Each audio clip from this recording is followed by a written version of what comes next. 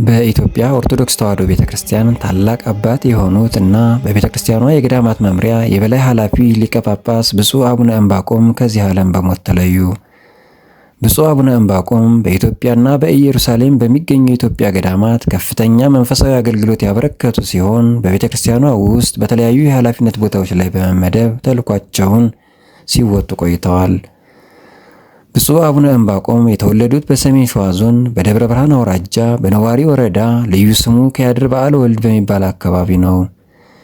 መንፈሳዊ ትምህርታቸውን በደብረ ብስራት ዜና ማርቆስ ገዳም የጀመሩ ሲሆን በሰቃ መድኃኔዓለም ገዳም ከታላቁ ምሁር መምህር አባ ዘካርያስ ኃይለማርያም ዘንድ የቅኔና ተርጓሚ መጻሕፍትን እንዲሁም ሥርዓተ ቅዳሴንና ሰዓታትን ተምረዋል።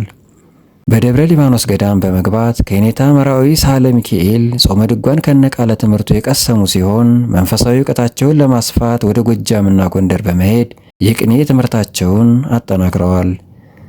በደብረ ሊባኖስ ገዳም የዝማሬ መዋሥዕትን ትምህርትን የተከታተሉ ሲሆን በገዳሙ የማኅበር አባላት በመግባት በቅዳሴና በተለያዩ አገልግሎቶች ተሳትፈዋል። ብፁዕነታቸው በደብረ ሊባኖስ ገዳም በነበራቸው ቆይታ የመጻሕፍት ሐዲስትን ትርጓሜ ከመምህር ብርሃነ ወልደ ሥላሴና ከመምህር ገብረ ሕይወት ገብረ ኢየሱስ ተምረው አጠናቀዋል። የምንኩስና የቅስናና የቁምስና ማዕረግን ከተቀበሉ በኋላ በ1994 ዓ.ም በብፁዕ ወቅዱስ አቡነ ጳውሎስ መልካም ፈቃድ የደብረ ሊባኖስ ገዳም አስተዳዳሪ ሆነው ተሹመዋል። በዚህ ኃላፊነት ላይ እያሉ በገዳሙ ውስጥ በርካታ የልማት ሥራዎችን አከናውነዋል።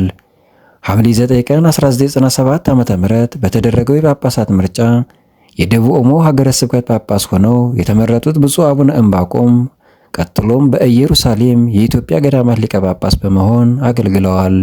ሕይወታቸው እስካለፈበት ጊዜ ድረስ የኢትዮጵያ ኦርቶዶክስ ተዋሕዶ ቤተክርስቲያን የገዳማት መምሪያ የበላይ ኃላፊ ሆነው በማገልገል ላይ ነበሩ።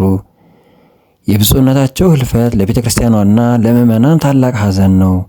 የቅዱስ ሲኖዶስ ጽሕፈት ቤት ዛሬ እንዳስታወቀው የብፁዕነታቸው ሥርዓተ ቀብር ነገ ጥር 19 2018 ዓ.ም በተማሩበት በመነኮሱበትና ለረጅም ዓመታት ባገለገሉበት በታላቁ ደብረ ሊባኖስ ገዳም ይፈጸማል። እግዚአብሔር ነፍሳቸውን በአጸደ ገነት ያኖርልን።